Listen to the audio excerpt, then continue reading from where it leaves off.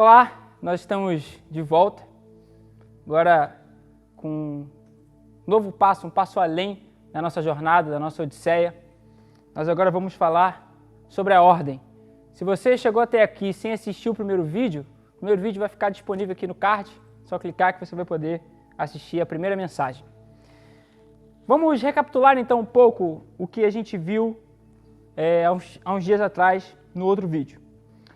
Começamos o nosso estudo sobre a jornada do herói e a gente descobriu que o caos antecede ao chamado, ou seja, o herói ou o personagem principal da história, ele precisa estar a par do perigo e do caos que o rodeia para que ele possa então tomar uma decisão em direção à resolução desse problema, à resolução desse caos. Uma vez que o personagem da nossa história toma essa decisão ela é engatilhada por um chamado. Alguém o chama, alguém o convoca para essa jornada e ele então toma a decisão de sair.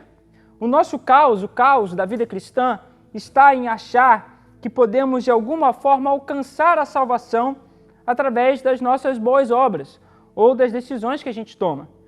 A gente pensar que podemos contribuir de alguma forma para alcançar a salvação é onde está, na verdade, o caos de toda a humanidade.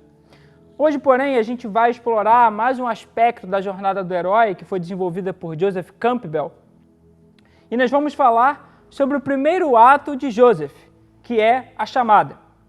E este ato é um divisor de águas. Uma vez que o nosso personagem experimenta esse chamado, ele é apresentado a um mundo totalmente novo, onde os seus conceitos são postos à prova e a sua vida ela muda completamente, totalmente, da água para o vinho, então ele assume um novo estilo de vida. Há uma figura bíblica perfeita para exemplificar e ilustrar tudo isso que eu estou falando. Eu quero convidar você a abrir a sua Bíblia em Atos. Nós vamos ler o capítulo 9, os versos de 1 a 19. É a história do apóstolo Paulo, mais especificamente sobre a sua conversão. Então, Atos capítulo 9, versos de 1 a 19. A palavra de Deus diz assim: Saulo, porém, ainda respirando ameaças de morte contra os discípulos do Senhor, dirigiu-se ao sumo sacerdote e pediu-lhe cartas para as sinagogas de Damasco, a fim de que, caso encontrasse alguns do caminho, tanto homens quanto mulheres, os conduzisse presos a Jerusalém. Mas seguindo ele viagem, aproximando-se de Damasco, de repente, uma luz resplandecente, vinda do céu, o cercou. E caindo por terra, ouviu uma voz que lhe dizia: Saulo, Saulo, por que me persegues? Ele perguntou: Quem és tu, Senhor? O Senhor respondeu: Eu sou Jesus, a quem persegues. Mas levanta-te e entra na cidade. Lá te será dito o que precisas fazer. Os homens que viajavam com ele, ouvindo a voz, caíram emudecidos, mas não viram ninguém. Verso 8. Saulo levantou-se do chão e, abrindo os olhos, não enxergava coisa alguma. Então, guiado pela mão, foi conduzido a Damasco. E ficou 3 dias sem enxergar, sem comer nem beber. Havia em Damasco certo discípulo chamado Ananias. O Senhor lhe disse numa visão: Ananias. Ele respondeu: Aqui estou, Senhor.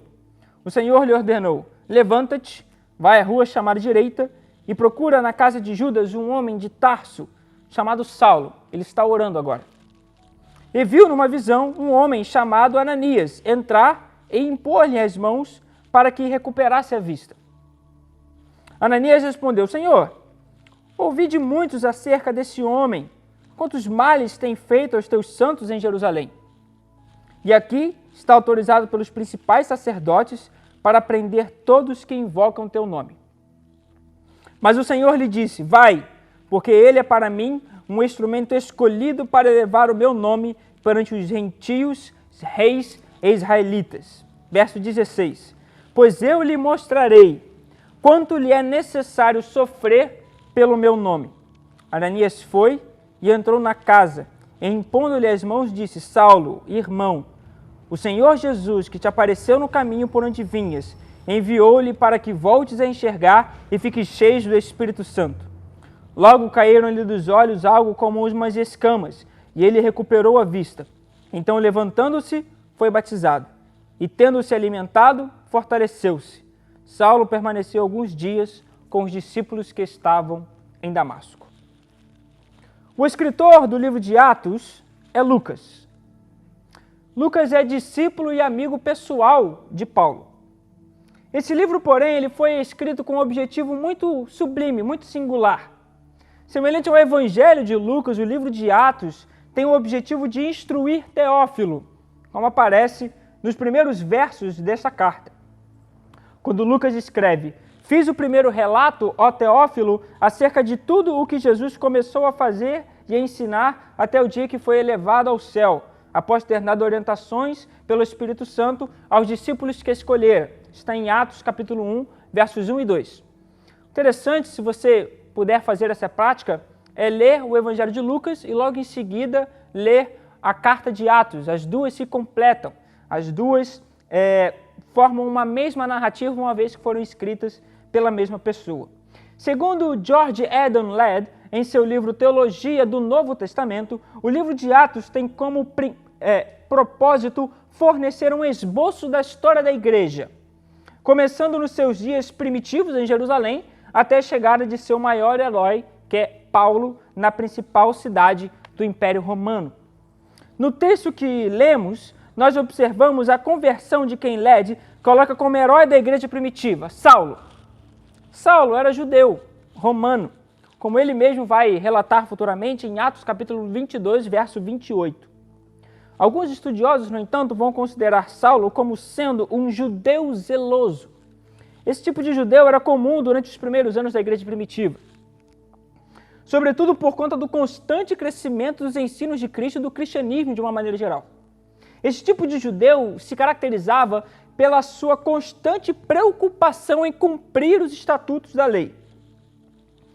Saulo e os judeus daquela época estavam fundamentados na crença de que cumprir a lei do povo, cumprir a lei de Deus, tornava o povo de Israel salvo.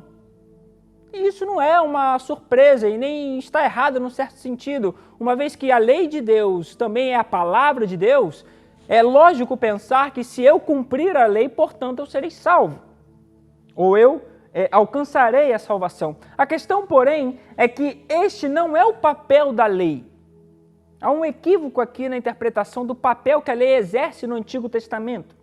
No Antigo Testamento, a lei exerce uma função tanto quanto diferente. Os 5 livros mais importantes, ou os 5 primeiros livros da Bíblia, no que diz respeito à lei, destacam bastante essa questão. Os primeiros livros são Gênesis, Êxodo, Levítico, Número e Deuteronômio, que são chamados os Pentateucos. Eles não só contam a história do povo de Israel, mas também transmitem a lei do Senhor.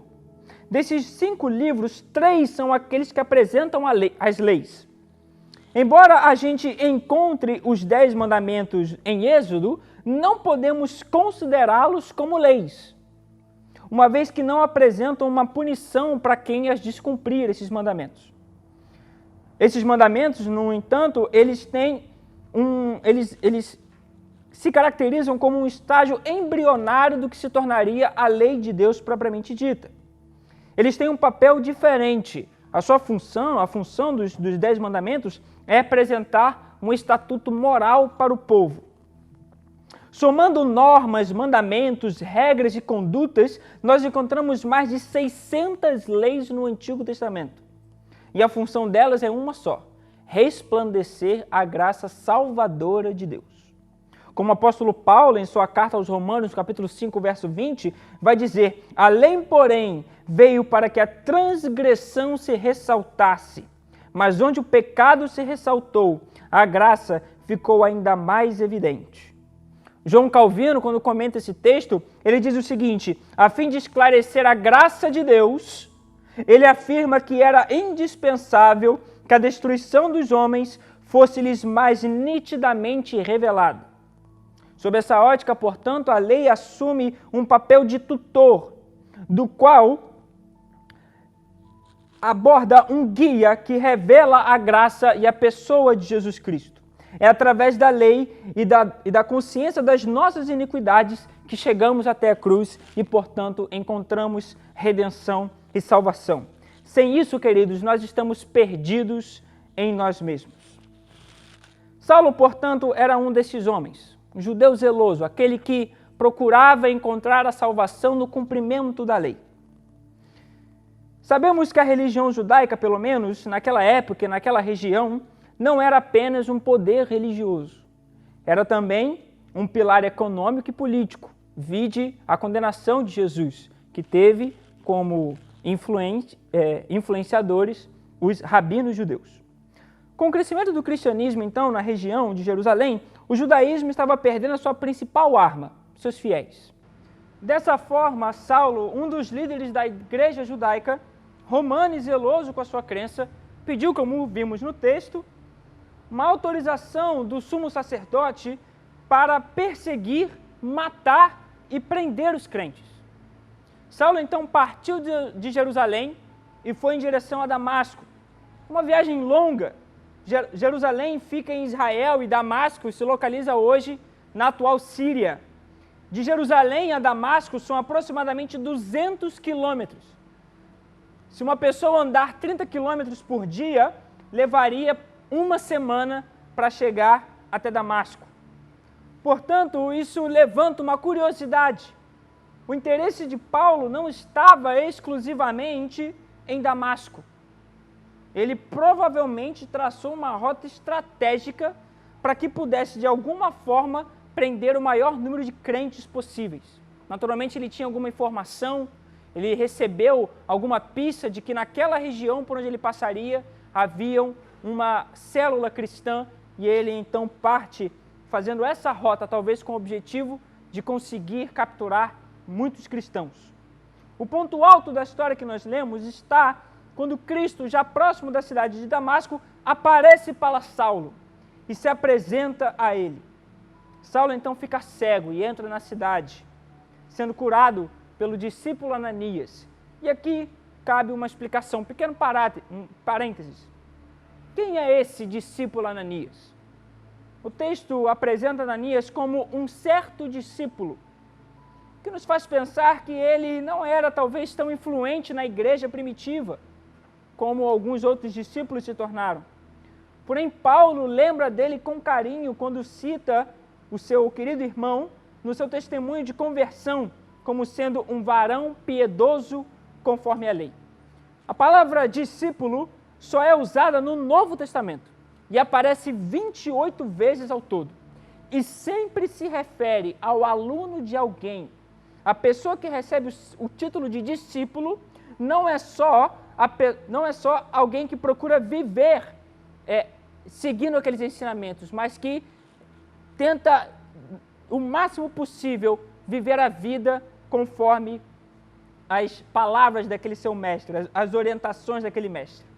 Ananias era, portanto, cristão e, sem dúvida, um dos alvos de Saulo. Dito isso, irmãos, agora bem amparados por todo o contexto histórico, podemos observar o que de fato importa nesse meu discurso. A graça que foi manifesta a Saulo na estrada de Damasco. Uma graça que conseguiu não só transformar a vida de um homem, mas de mudar toda a história da igreja daquele tempo e do nosso tempo também. Hoje, queridos, nós vamos continuar falando da graça de Deus. A graça de Deus se tornou assunto para muitos teólogos do nosso tempo e daqueles que vieram antes de nós.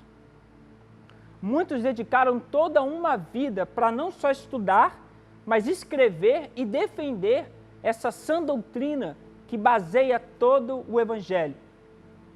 O que nós vimos no texto que lemos é um exemplo de como a graça de Deus opera e como ela é de fato um presente de Deus para nós. A graça de Deus é um presente. Mas por meios que nós não entendemos, Deus, em sua infinita misericórdia, nos concede essa graça.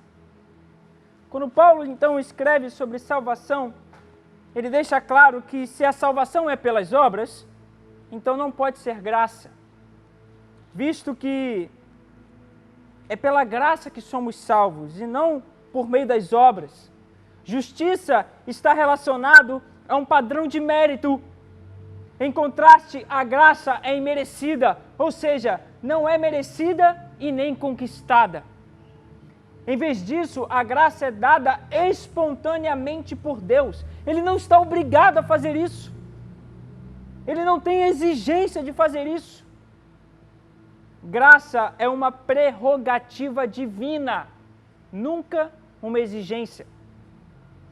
Quando pensamos que Deus nos deve algo, não estamos falando de graça, mas estamos falando de justiça. E como eu disse no vídeo anterior, o Evangelho não é sobre justiça, o Evangelho é sobre graça. João Calvino escreve o seguinte: pois a fé está muito acima do alcance da mente humana, de modo que temos de ser atraídos para Cristo por nosso Pai Celestial, pois nenhum de nós, por sua própria força, pode subir a Ele. Agostinho é um dos meus teólogos favoritos, e ele foi um dos maiores defensores da graça de Deus do seu tempo e do nosso tempo. E através de seus estudos sobre esse assunto, a teologia ocidental se desenvolveu, servindo de base para a reforma protestante que Martinho Lutero e João Calvino protagonizaram. Agostinho explorou a natureza da graça por meio de várias imagens, e a primeira delas é a seguinte: a graça é entendida como uma força libertadora, que a livra da natureza humana, da escravidão, do pecado a que está sujeito. Ou seja, a graça de Deus nos liberta de nós mesmos. Em segundo lugar, a graça é entendida como um fator responsável pela restauração da natureza humana. Uma vez libertos de nós mesmos, nós então evoluímos de acordo com a vontade de Deus. Nós evoluímos em santidade. Na teologia atual, a gente entende que há vários tipos de graça. E Agostinho elaborou 3 delas. A graça preveminente, ou seja, a graça de Deus está atuando na vida humana antes mesmo da sua conversão. A graça operativa, ou seja, a graça de Deus opera a conversão dos pecadores sem que haja a menor participação deles. E por último, a graça cooperativa. Deus opera na vida humana e colabora com a renovada disposição do ser humano, no sentido de conseguir se transformar e crescer em santidade. Todos esses tipos de graça, porém, se unem em um só, simplesmente a graça magnífica de Deus. Saulo, na estrada de Damasco, experimentou todos esses tipos de graça e teve a sua vida modificada para sempre. Quando Cristo aparece para Saulo na estrada, Cristo não faz um convite, Cristo dá uma ordem. Ele não oferece uma oportunidade, uma chance. Ele não faz um convite. Jesus dá uma ordem a Saulo.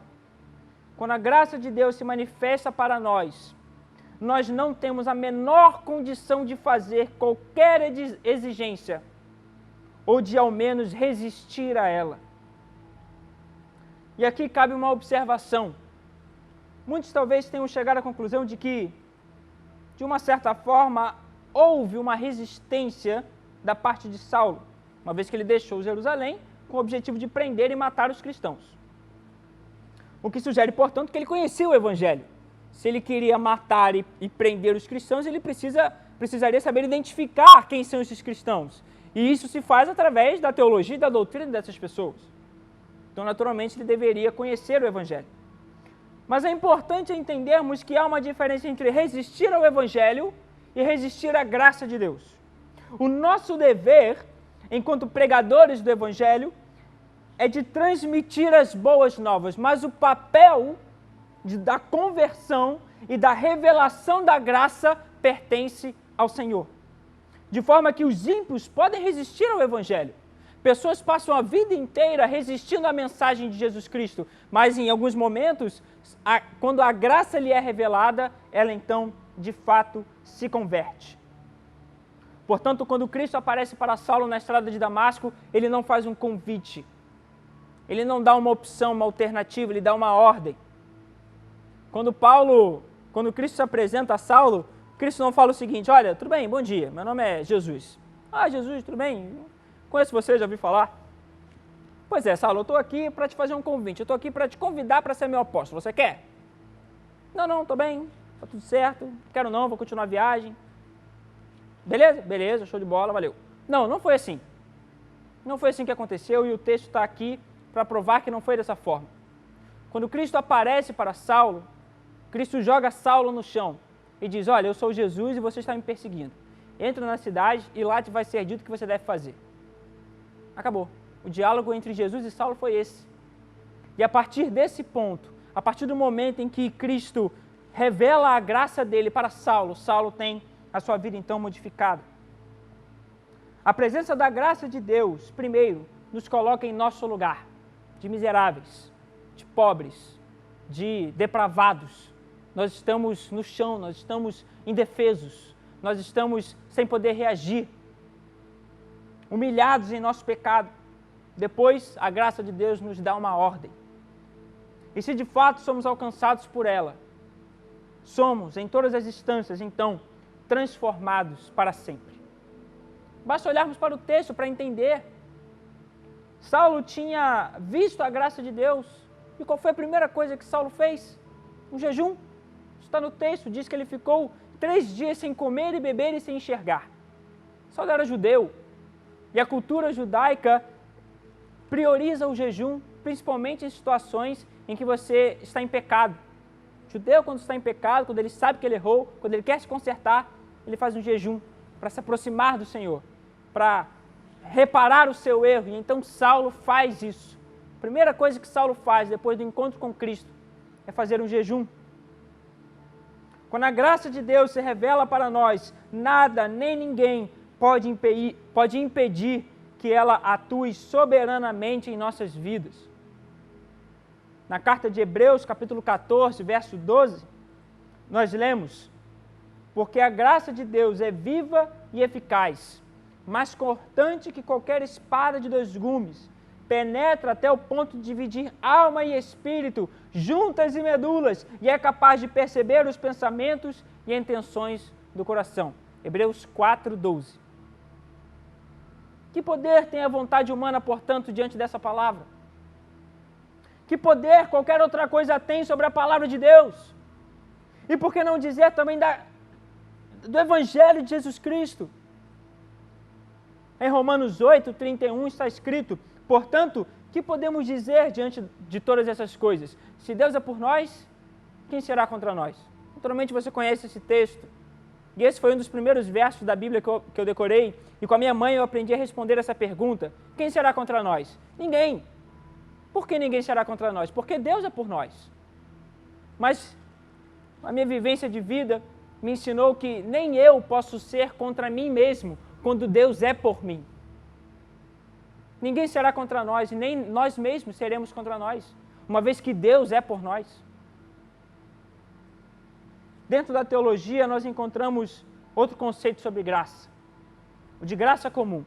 Entendemos que Deus permite que justos e injustos recebam a mesma coisa. Por exemplo, a chuva cai sobre justos e injustos, o sol brilha sobre justos e injustos. E nesse tempo de quarentena, nós precisamos entender que a doença cai sobre justos e injustos. Abrindo um pequeno parêntese, seria muito leviano pensar que a China está sofrendo juízo da parte de Deus por conta disso. Justos e injustos recebem doenças. E não podemos, de maneira leviana, julgar outras nações. Em momentos como esse, devemos ser sábios e chorar com os que choram. Se entristecer em momentos de tristeza é um sinal de sabedoria. Mas hoje a graça de Deus se manifesta não de forma comum, mas para você. A voz de Deus está bradando. A mesma luz que brilhou para Saulo na estrada de Damasco está brilhando hoje para você. Mas não para te deixar cego, mas para te fazer enxergar.